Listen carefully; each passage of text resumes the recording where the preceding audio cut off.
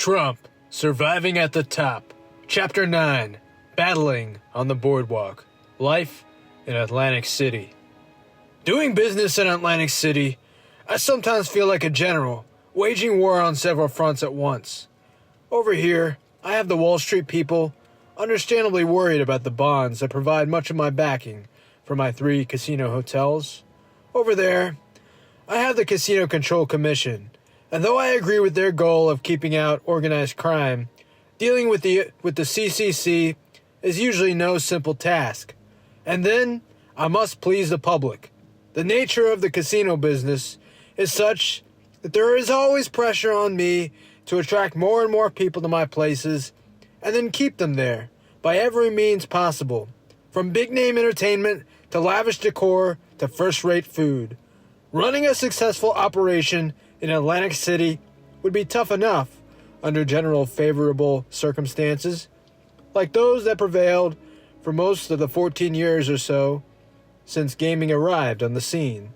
But during the last few years, the market for gambling in the Northeast seems to have been growing very slowly, and that, of course, makes things all the tougher. Although I don't think of myself as a gambling czar, I've become deeply involved in Atlantic City's fortunes. My first project there was the Trump Plaza, which I built in partnership for a time with Holiday Inn in the early 1980s. Then I opened the Trump Castle, a facility I took over from Hilton. After that, the company failed to obtain a gaming license from the CCC. In 1989, I bought the Trump Regency, and a prime piece of property on which Bob Gulchashone had started building a hotel.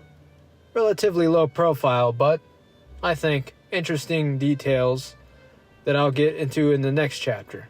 Finally, in April of 1990, I opened the city's crown jewel, the Taj Mahal, my ultimate sign of faith in the venerable resort town. A fact that's gotten lost in all the adverse publicity I encountered in 1990 is that, on the whole, my Atlantic City ventures have been extremely successful. Running them, though, has never been easy, for the reasons I've already stated, and because of the cost of borrowing the money I needed to build and expand. I had to begin consolidating my operations and, more to the point, renegotiating some of the bank loans that had been offered so freely. But despite those tough times, I remain extremely optimistic about Atlantic City, and I'll tell you why. If the town can draw tens of millions of people and generate many billions in revenues and tax dollars at a time, when there is so much about the area that seems designed to keep people out, or even drive them away, think of what will happen when improvements are made. Or maybe, I should say, if they are made. As confident as I am about the personal growth of the Atlantic City market, I've seen too much of the local politics and waited too long for the emergence of a visionary thinker. Hopefully the new mayor, James Whelan, will be that person. I can dazzle you with charts detailing the town's positive impact on the state economy. I can produce graphs showing the number of jobs that have been created by the gaming industry. But if anyone ever expresses any doubts about Atlantic City's potential and my presence, I prefer to tell him or her about an irate letter I received not long ago from a man who had traveled down to Trump Castle by helicopter from New York. Along the way, it seems, the pilot announced that he detected a possible minor problem, and just to be safe, he was bringing the helicopter down in rural New Jersey to check things out.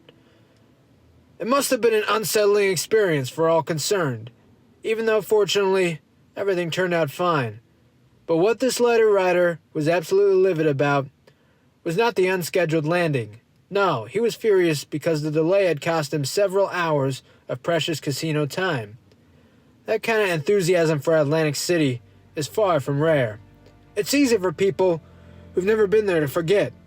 And all the talk about a softening market, the crowds of people continue to pour in, by bus, by car, by helicopter, and, to the extent they can, given the current airport conditions, by plane, from almost everywhere east of the Mississippi.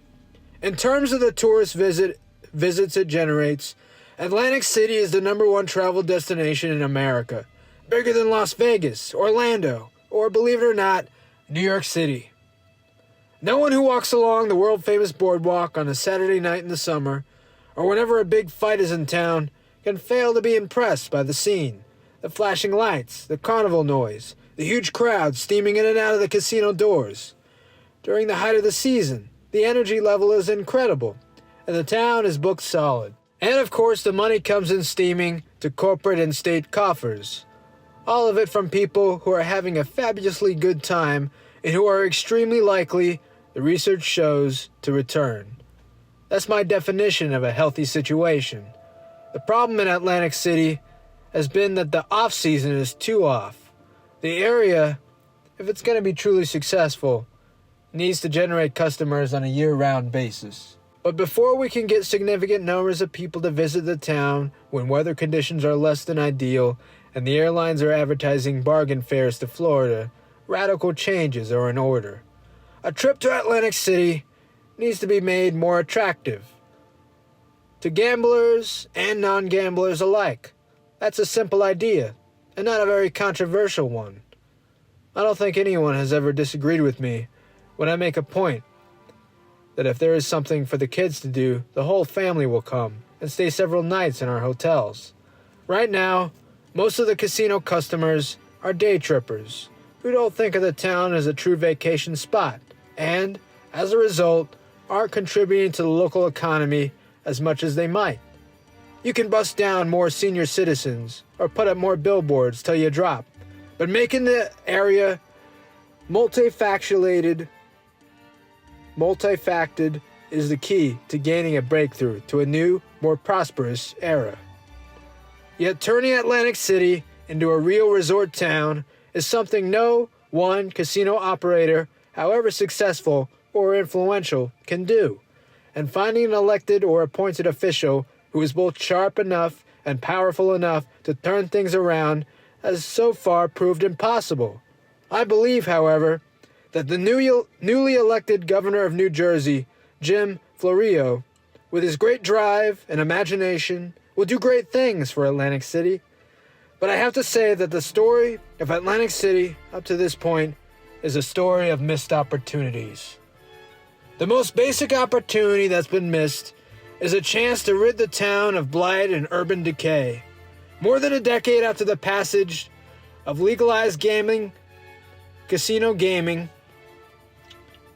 Atlantic City remains a hodgepodge of fantastic hotels and dilapidated old houses. Everyone who arrives via the Atlantic City Expressway, the main route into the town, says the same thing. The contrast between the old Atlantic City and the new is very striking and depressing. Yet what was holding the town back in 1976 is still holding it back today. Those involved in the town are still trying to sell Atlantic City as a luxury resort. But you can't compete with the south of France when you've got the South Bronx around most every corner. The maddening thing is that there's really no excuse for the way the town is developed. The fact is, this is not the South Bronx or any typically depressed urban area that we were talking about. Atlantic City represents a unique situation. It is like no other town in America. In most places, you'll find ideas, but not enough money to carry them out. In Atlantic City, there is plenty of money, but there are almost no ideas. Only in the past, political corruption and cronyism. Atlantic City has money because of a fund that was set up years ago and into which every hotel casino operator has been dutifully paying. Hundreds of millions of dollars have gone into that so-called Casino Reinvestment Development Authority, but all that has come out of it so far is some low-income housing so badly designed and poorly situated that people just don't want to live in it. I was speaking with a friend at the Disney company recently, and during the course of our conversation, he asked if I'd ever considered building a Disney World type attraction in Atlantic City. I took out a map and showed it to him. "What is that dot?" he asked. "A housing project?" I said. And that one, he asked. Of course, it was another housing project. He got the point, which is that you're never going to turn Atlantic City into a full-fledged fantasy land as long as you've got these pockets of poverty all over the town. Certainly most poor people want to better themselves, and they should be given not just a chance, but real help to do so. But no one, rich or poor, wants to raise children in a neighborhood devoted to gambling. Because of all the problems gambling brings, do underprivileged people really want to live side by side with casinos? Look at the record. Much of the housing that's gone up in Atlantic City during the last few years has been very hard to fill. A lot of the rules that hotel operators have to follow don't make sense in a town that's trying to create an atmosphere of escape and fantasy. For example, I can build a $1 billion hotel with entranceways featuring fabulous gardens and fountains, but if a hot dog vendor wants to park a filthy, broken-down cart in front of my place, there's really nothing I can do about it. Atlantic City is really an island, and we need to develop it as an island resort, cut off from the realities of everyday life and devoted exclusively to recreation.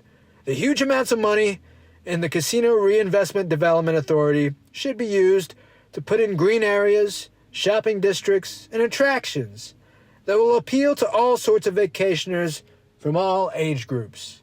The casinos should also subsidize housing for the poor, but good housing, situated in outlying towns where the people want to live and maintain families. The Casino Control Commission is the organization charged with regulating the industry in the city. I will say right up front that these people are doing a great job. Mob influence in Atlantic City is, as far as I can tell, nil. While the CCC motives are beyond question, the fact remains that Atlantic City is still a long way from what it could be. Look at the situation in Las Vegas. In that town, when the Hilton Corporation wants to build an extra 1,000 rooms on one of its buildings, the local officials practically erect a monument to the company. The authorities out there have a real different attitude. They encourage you to build. There's a spirit de corps, a feeling that everyone is working together. The attitude of the press in the two towns is also very different. In Las Vegas, there are two papers, both of them very upbeat. The media out there is also geared to accentuating the positive and criticizing constructively. But in Atlantic City, the press in many respects does a great job, but its basic view of the gaming business is often negative to the point of being hostile. Atlantic City's other key need is for an airport capable of handling major airline traffic. At the moment, there are 2 landing strips not far from town, but neither is equipped for the kinds of planes that should be bringing in gamblers, junketeers, and other vacationers by the thousands. When people ask me, is an airport really necessary? I respond by saying, try to imagine Las Vegas without one. The state will have to come up with the funds for an airport expansion, though, and that could be a long and frustrating process. It takes guts for a politician to stand up and put forth the idea that making an investment in Atlantic City will now mean more tax revenues for senior citizens, low-income housing, and a host of other social programs down the road. It will be interesting to see whether, in a state that is still coming to the grips with the fact that it is a major gambling center, anyone rises to the occasion. Because of all the improvements that need to be made in Atlantic City, the contrast between rich and poor, between the off-season and the warmer months, will endure. But I'm confident that I'll do well. I have the best facilities and great locations. And I also understand that, as tough as times get, the key to success in the casino hotel business, as in a lot of other areas, is to carry on as if these are the good old days. Even in relatively slow times, you have to keep improving your facilities by constantly plowing a large part of your profits back into their operation. At Trump Plaza, I added the Central Park garage at a cost of more than $30 million. I could have built a perfectly functional, no-frills facility for a lot less, of course, but I felt the extra expertise was worth it if I could beautify the area while I was providing badly needed parking spaces. In the last few years, I've spent another $60 million or so refurbishing the interior of the hotel and improving the facades of the stores located throughout the hotel. Over at the castle, meanwhile, we put in a magnificent marina, added suites, and built a new wing called the Crystal Tower. I've invested many millions of dollars in that property since I purchased it from Baron Hilton. What even a lot of casino operators never realize about Atlantic City is that people who come there don't generally respond to price-slashing promotions and other bargain come-ons, which have the look of desperation about them. Rather, the casino customers like things that symbolize success. A few years ago, one of my competitors built a very expensive ad campaign that spoke to the blue-collar guy and said, in effect, "We're your kind of place." A huge mistake. I'm all for blue-collar workers. I respect them as people. I need them as customers. And I appreciate their business just as much as that of the high rollers. But the fact is that every blue-collar worker wants to be treated like a high roller, not like an ordinary guy.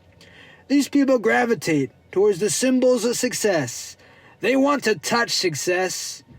Knowing this, I wasn't surprised when the blue-collar ad campaign turned out to be a total failure, doing permanent damage to the image of the hotel that ran the spot.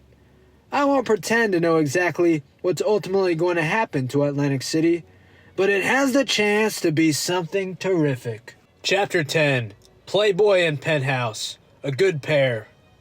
In 1989, the problems that have plagued Atlantic City since its rebirth came to a head. Several of the 12 casino hotels lost money, and for the first time since gambling came to the town, one place, the Atlantis, was forced to close. It didn't thrill me to see that happen. On the other hand, I was on the phone negotiating to buy the troubled hotel as soon as I thought the moment was right.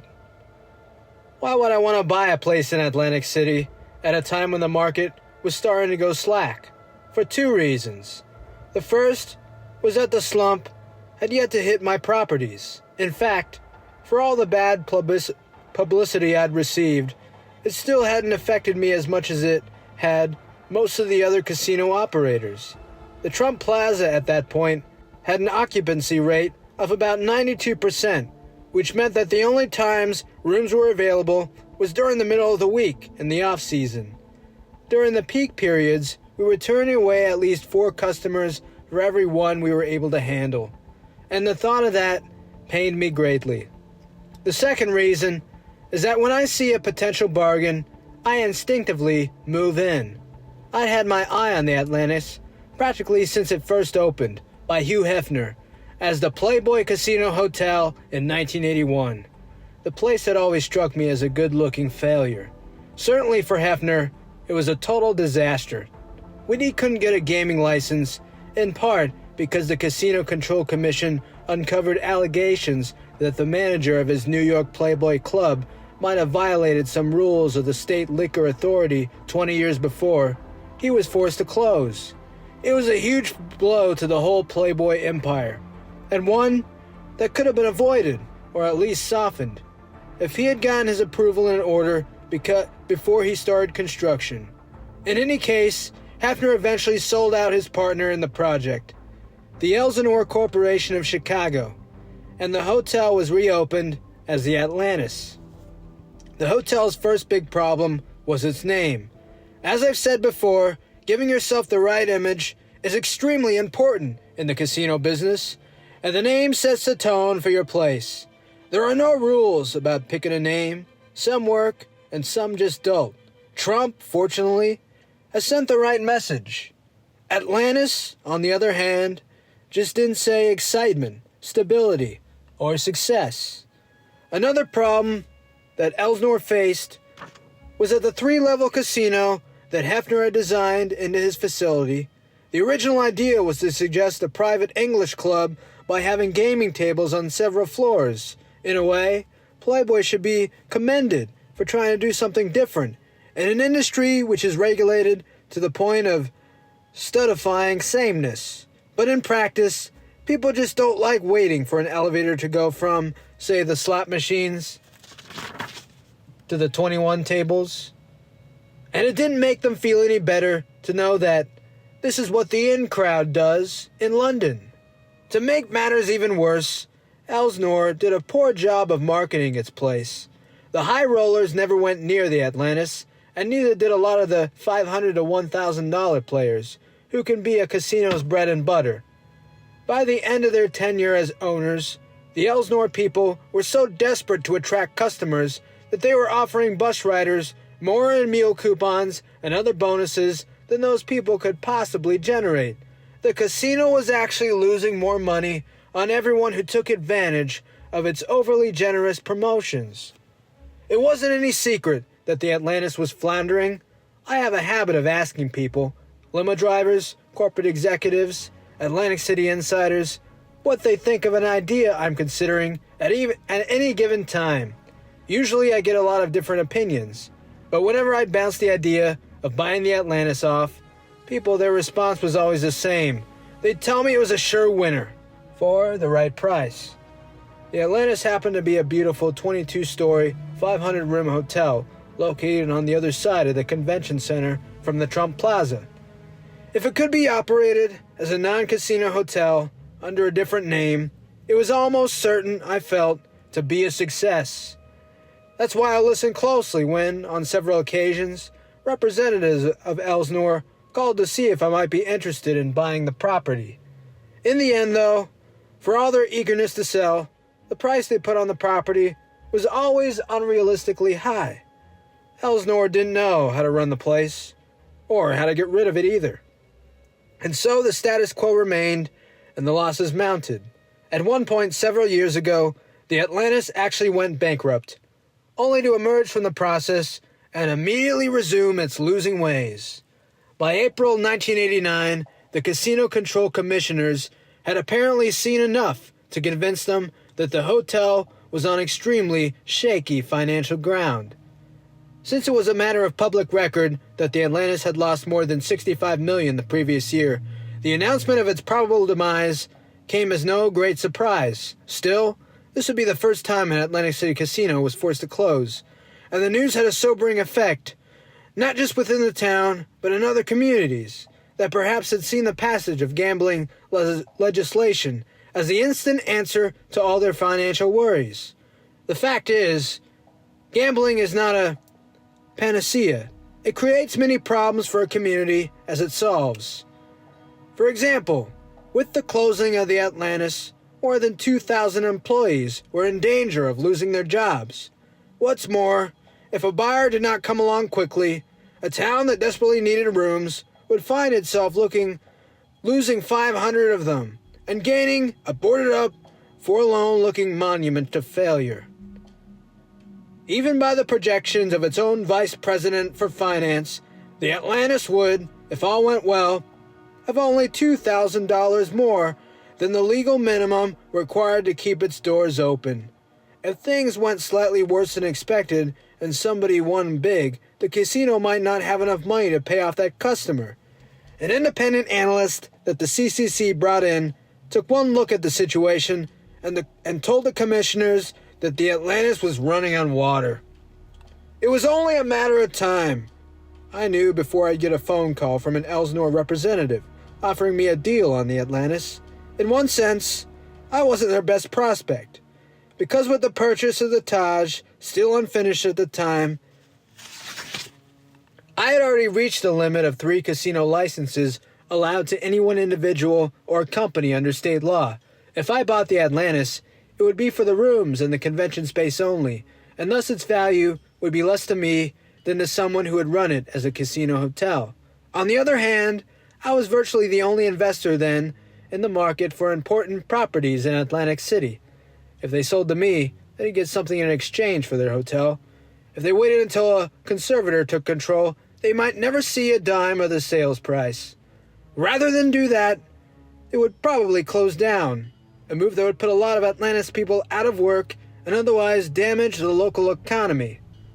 When the call from Elsnore came, I let Harvey Freeman handle it. By staying out of the initial discussions, I was also able to create the impression of aloofness, which in this case worked in my favor. After all, it was Elsnore that was being pressured to make a move, not me. Their first price, as reported to me by Harvey, was lower than it had been in previous discussions. Still, it was considerably more than I thought I could get for it. Let's just sit tight, I told Harvey. We'll wait for them to get back to us, which they did, at 6:30 in the evening on Friday, April 14th. The timing was significant. The day before, the CCC had appointed a well-known New Jersey lawyer named Joseph Nolan to become a conservator of the Atlantis Casino. In taking this step, the CCC ruled that Nolan's fee of $15,000 a month should be paid from the Atlantis cash reserve and that the conservator should assume control at the stroke of midnight on April 14th. I was in my apartment when Harvey called and said the Elsnore people had reached him at home and said that they wanted to work a deal in the next few hours. I had done some thinking about what the property was worth to me, and I had a number ready. Let's offer $61 million, I said to Harvey. He agreed, but suggested that we put in $2 million more that would be earmarked for some Atlantis creditors whom we would be counting on to supply food and other goods if and when we took over. We don't want those people mad at us, Harvey said. All in all, it was a very good price, considering that it had cost $159 million to build the hotel in 1981. About 2 hours later, Harvey called me back again and said we had a deal. In the interim, he had contacted my lawyers from Dreyer and Traub, and he suggested that we meet in their offices on Park Avenue and 14th Street at 11 p.m. Some Elsnore lawyers would meet us there, he said, and we could hash out a few last-minute details and fax the signed agreement to the offices of Elsnore in Chicago by the midnight deadline. Unfortunately, when you're dealing with a property in Atlantic City, things can never be that simple. In New York, I could buy a hotel like the St. Mortiz, sell it for a profit of substantially more than $100 million, put the money in the bank, and go on the next deal without ever being bothered about licensing. But when everything you do has to be approved by a casino control commission, you have to proceed with caution. Even though I won't be using the Atlantis as a gambling facility, I wanted to make sure that the commission didn't look askance at my owning another boardwalk property. If I'm going to jeopardize my gaming license for this, it's not worth it, I told Harvey. I suggested he call a certain member of the CCC and get an advance reading of the commission's likely attitude towards the transaction before I started signing anything. About a half hour later, Harvey called me back again and said, while this man made it clear that he could not speak officially, he didn't see anything objectionable about our purchase of the Atlantis. Although there was always the risk that the full commission could adopt an entirely different attitude, that did make me feel better. Harvey was really on edge throughout the final negotiations. As our lawyers talked to their lawyers about minor details, the clock kept ticking and kept reminding everyone of the midnight deadline. It really doesn't matter, as long as we have an agreement in principle before midnight, one of the Elsnore lawyers said. Bullshit! Harvey snapped back. Let's get this thing on the wire before the deadline. It was exactly 11:58 p.m. when the facts of our agreement went out to Chicago. As it turned out, Harvey was right to be so concerned about the timing. As soon as we announced that we'd reached an agreement to buy the Atlantis, Joseph Nolan, the conservator, who was supposed to take over the property at 12:01 a.m., went wild. Suddenly there was no need for a conservator, and he obviously didn't like that. I don't know whether he was madder about losing his fee or his moment in the sun, but he spent an amazing amount of time and energy trying to convince the CCC that they should invalidate the Atlantis sale. He claimed that the price was too low, He said that they should have been consulted during the negotiations. He even tried to prove that the commission had made a clerical error and that the deadline for the Atlantis sale should have been 24 hours earlier. Fortunately, I did have support in my dispute with the would-be conservator. The CCC's own Division of Gaming Enforcement studied the matter and dismissed each of Nolan's objections, saying that I had a valid agreement, signed on time, and at a fair price. At around the same time, representatives of Atlantis employees and creditors also went before the commission to ask that it approve my deal. A lawyer from the Hotel's Employees and Restaurants Union pointed out that if there was any delay in the process and Atlantis was forced to close completely, some 850 workers will lose their jobs. Meanwhile, I already let it be known in an interview with the New York Star-Ledger that it was highly unlikely that I'd go through with the deal if the hotel was forced to close. It would cost tens of millions of dollars to recruit a new hotel staff from scratch, I said, and besides, it would be 10 times harder to make a success of a hotel that had been shut down and boarded up than one that had never lost its momentum. A few days later, the commission declared my purchase of the Atlantis valid, but stopped short of issuing a final approval. The problem now, they said, was that they needed to study another question, whether my holdings in the city, including the penthouse size, which I just acquired, amounted to an excessive economic concentration. Naturally, Nolan was in the thick of the argument again, saying that the ownership of the Atlantis, when added to my other holdings, would give me an undue economic concentration of meeting space, hotel rooms, parking space, and perhaps other aspects of the casino-hotel business in Atlantic City. Clearly, I was a major investor in Atlantic City, but should I be the subject of suspicion because of that?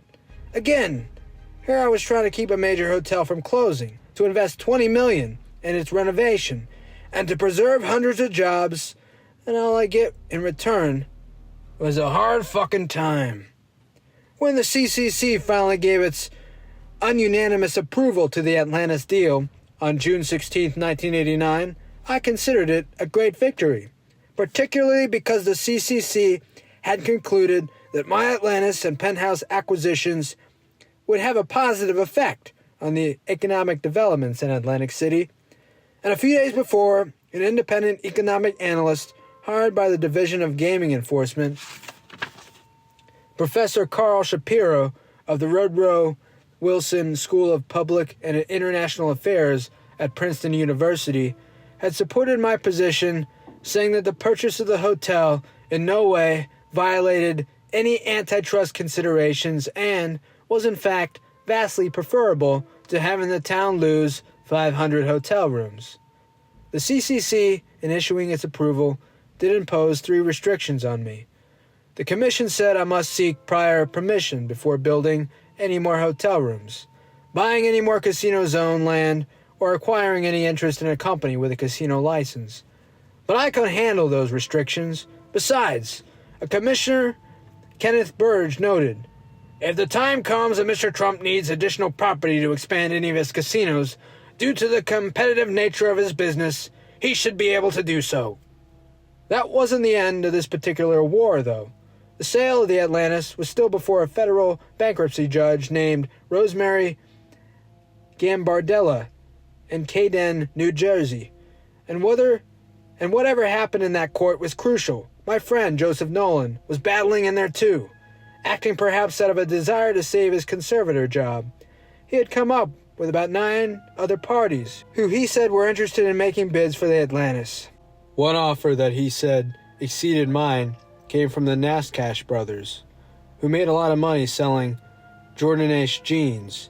His list of investors also included TV talk show host Morton Downey Jr., a Kansas real estate firm, and a Long Island investor who said in his statement that he was bidding for the Atlantic Hotel.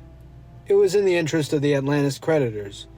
Nolan maintained that every one of those other proposals should be considered alongside that of Donald J. Trump. I honestly couldn't have agreed more, and I told my lawyers not to stand in Nolan's way, and to do everything to speed the bankruptcy process along. The way I looked at it, if my deal didn't have the endorsement of Judge Gambardella, I'd be in court for years, fending off all kinds of potential buyers and frustrated former creditors. The situation reminded me of what I went through to buy the Eastern Shuttle. Because I let it be known that I would not raise my offer by even $1, I was taking the risk of losing everything I'd fought so hard for. But I wanted the Atlantis free and clear and on my terms, or not at all. The tension was palpable in the courtroom just before Judge Gambardella announced her decision. Finally, the purchase was approved, free and clear of all liens, claims, and encumbrances of whatsoever kind of nature. She described my no-strings all-cash offer as higher and better than all the others, which were contingent on financing and various kinds of CCC approvals. There was nothing more to say. I had my beautiful 500-room hotel, now known as the Trump Regency. Nolan, meanwhile, had no chance but to tender his resignation. The penthouse affair. The story of how I acquired the penthouse property is still unfolding as I write. Like the Atlantis, the penthouse property was something that had been on my mind for a long time. It consists of a plot of land and a superstructure adjoining the Trump Plaza, the most successful hotel casino in town other than the Taj Mahal. In fact, it was nothing more than an underutilized eyesore, a stark steel skeleton of what was supposed to have been the penthouse hotel and casino. Bob Gauchon's dream of making it big in Atlantic City had come to a grinding halt in 1979. Why the successful publisher of Penthouse magazine ever wanted to build in Atlantic City in the first place is something of a mystery to me. My best guess is that he started construction because in the late 70s, at the height of the Skin magazine wars, Hugh Hefner had announced that Playboy was building a casino hotel in Atlantic City. Guccione, I've since learned, is an extremely driven, competitive guy, and he probably just didn't want to sit back and watch his biggest rival get involved in a potentially lucrative and glamorous venture. Like Hefner, though, rumor has it, Guccione was stymied by the CCC, which let it be known far in advance of any actual hearing that for some reason he wasn't easily going to be licensed. When Guccione got the word that he wouldn't qualify, he simply stopped bidding and busied himself with other matters. I'm glad he did. In a way, to be done with something that had been plagued with problems from the start. After much expenditure of time, effort, and money, Guccione had never been able to assemble the complete site on which to build his hotel. One owner of a small old house held out on him, demanding millions of dollars for a piece of property that was probably worth a few thousand before casino gaming hit that town. Bob had no choice but to design his hotel around the holdout as best he could. Finally, he gave up on the project. Since his property sat at the very entrance to the city, what this meant was that visitors rolled off the Atlantic City Expressway and immediately saw a mishmash of dilapidated homes and rusting steel girders. That wasn't good either for the town or for Guccione, who was paying about $8 million a year in carrying charges on the property. He never seemed very interested in selling it, though. Judging by his cool response whenever one of my employees would call his organization and ask about the site's availability, after a while rumors started to affect that Guccione and I were feuding. Bob hated me, I heard, because of my numerous successes in Atlantic City, a town that had not exactly welcomed him with open arms. I could see why some people would think that. After years went by, and a deal that would have been mutually beneficial never got made. I think the truth was that Bob, normally a very shrewd guy, simply tuned out the Atlantic City scene until he got sick of owning that expensive piece of property. In time, he agreed to sell to the Pratt Hotel Corporation. Jack Pratt, the president of the company, had told Gauchon that Pratt Hotel would be able to build a $300 million hotel casino on the penthouse property. In the end, that didn't happen. But of course, no one knew that yet.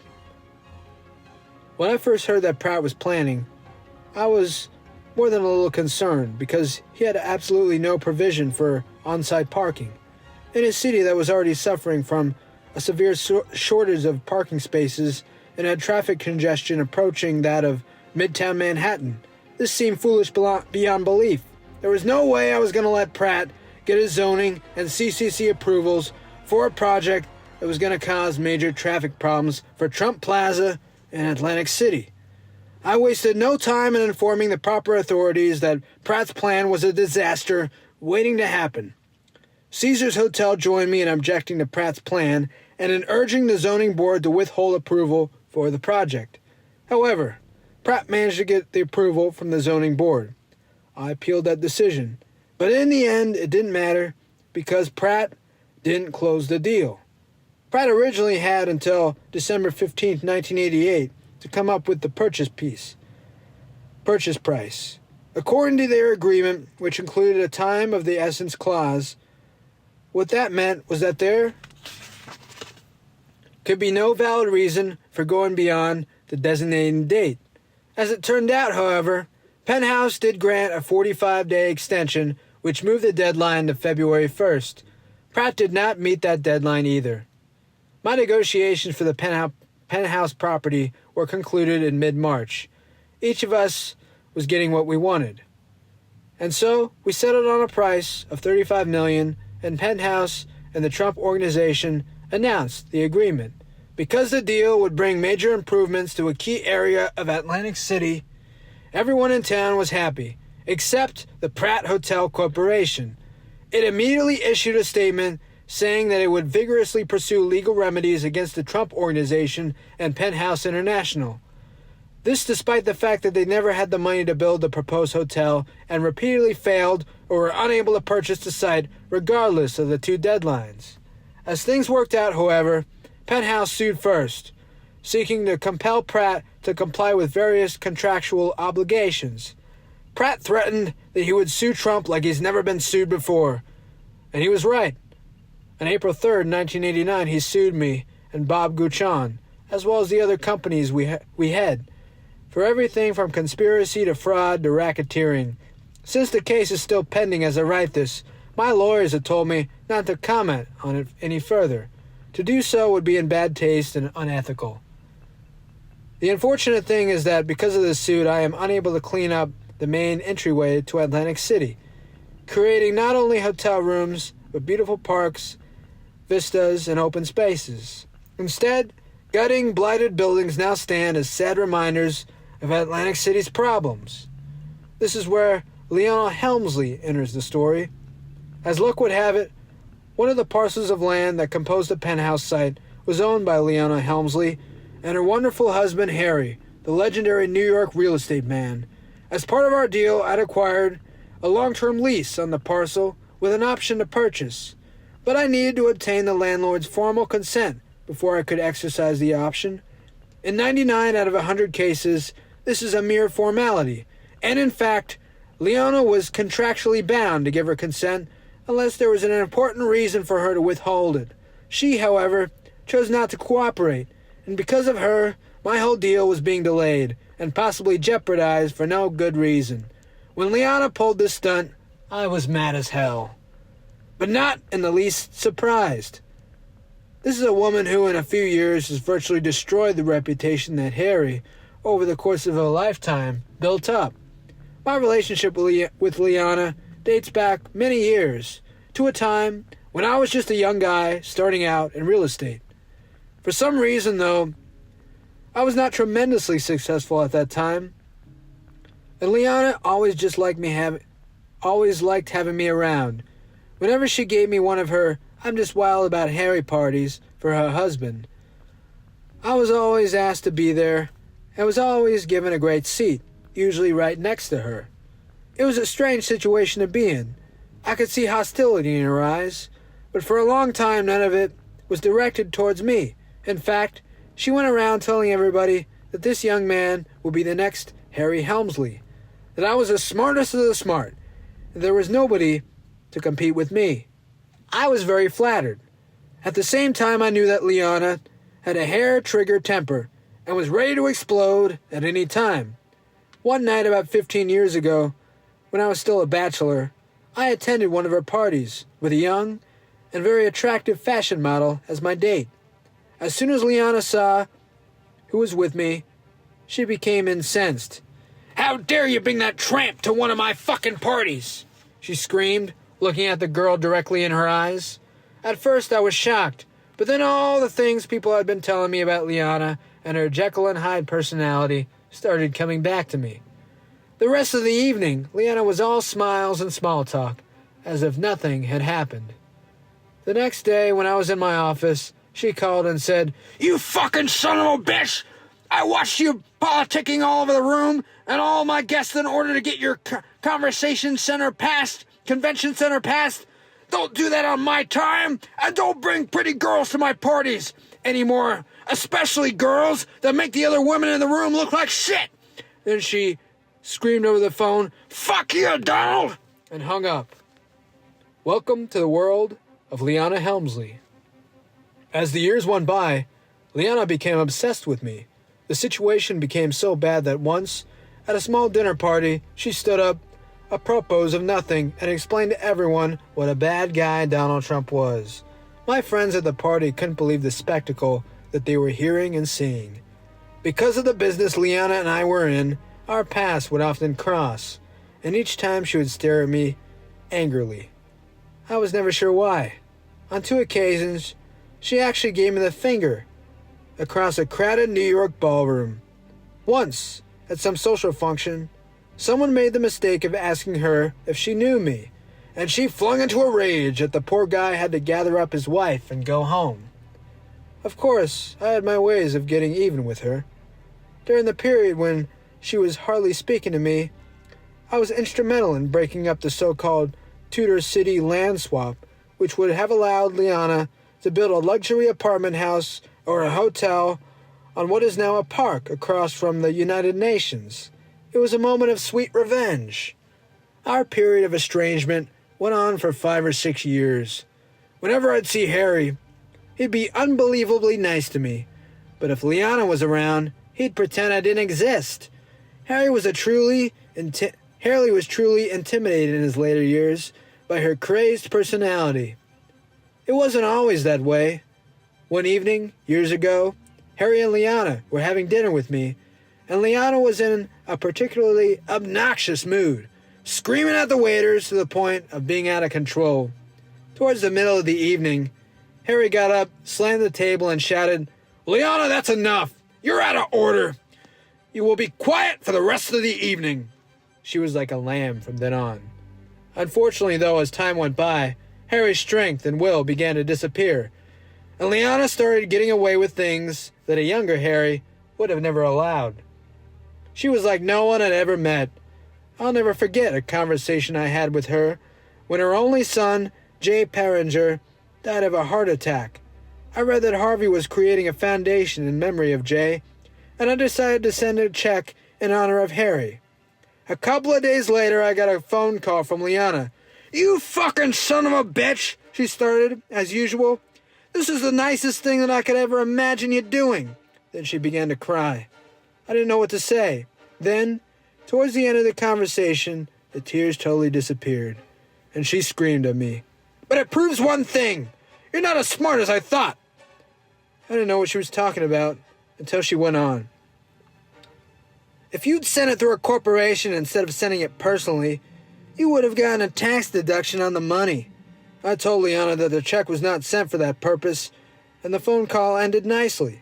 Some months later, a major New York City bank was having dinner at the Metropolitan Museum of Art.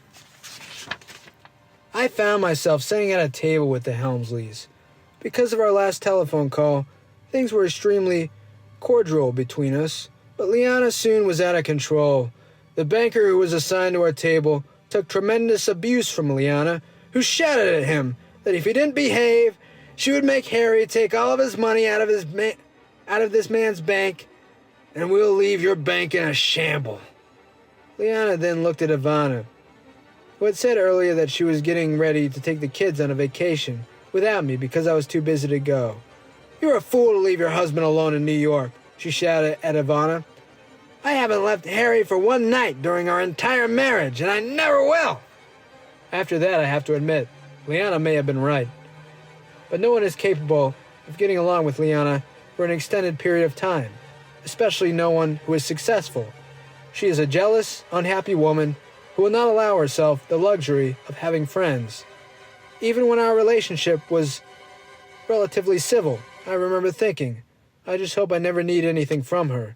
Unfortunately, the day came when I had to ask her for official consent on that parcel of land in Atlantic City. Although such a request should have resulted in a routine approval, I knew that nothing would be routine if Liana Helmsley found out I was buying this land. Interestingly, I had seen Liana only days before at the Plaza Hotel, at a function where she and Harry were being honored. At the time, she was as nice as she could be, bestowing hugs and kisses on me enthusiastically.